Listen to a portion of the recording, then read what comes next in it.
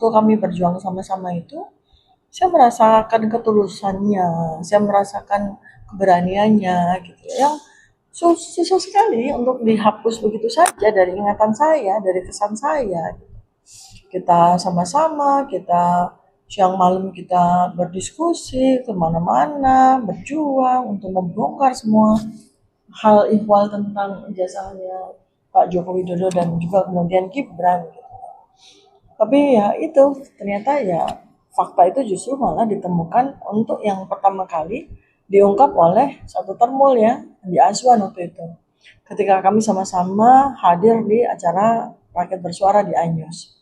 Ketika kemudian Andi Azwan ini menyerang yang bersangkutan kan dengan bahasa Jepang, dan kita semua se-studio mungkin juga se-Indonesia juga tahu kan bahwa yang bersangkutan ini sama sekali tidak mereply atau merespons dengan bahasa Jepang juga. Seandainya orang sekolah di sebuah negara dengan bahasa asing ya, dengan bahasa Jepang dalam hal ini, apalagi dia mengaku kuliah master kemudian kuliah doktor juga, dan tentunya itu butuh waktu yang bertahun-tahun gitu.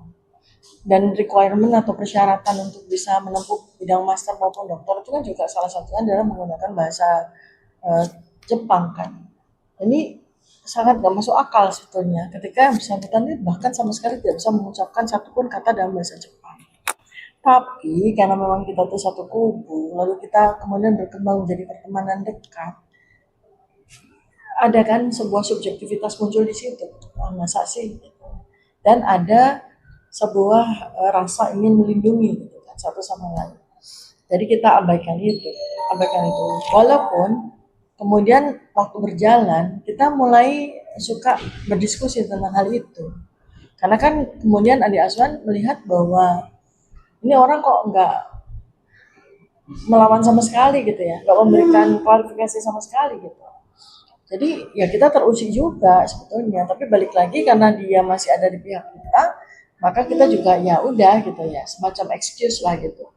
Dan walaupun kita sudah juga dalam hati kita gitu ya, itu gimana sih kok bisa gitu kan. Nah lalu beberapa kali juga saya secara pribadi juga menyinggung, Bang gitu kan, saya kan panggil dia tuh Bang gitu. Bang, itu ada beberapa termo yang itu bilang mempertanyakan ijazah atau gelar master kamu sama dokter kamu gitu. Di itu dong, diklarifikasi dong. Mana ijazah mastermu sama ijazah S3-mu, doktermu gitu. Itu saya bertanya kepada yang bersangkutan secara langsung. Itu sama sekali nggak ada pretensi kecurigaan apapun. Saya justru malah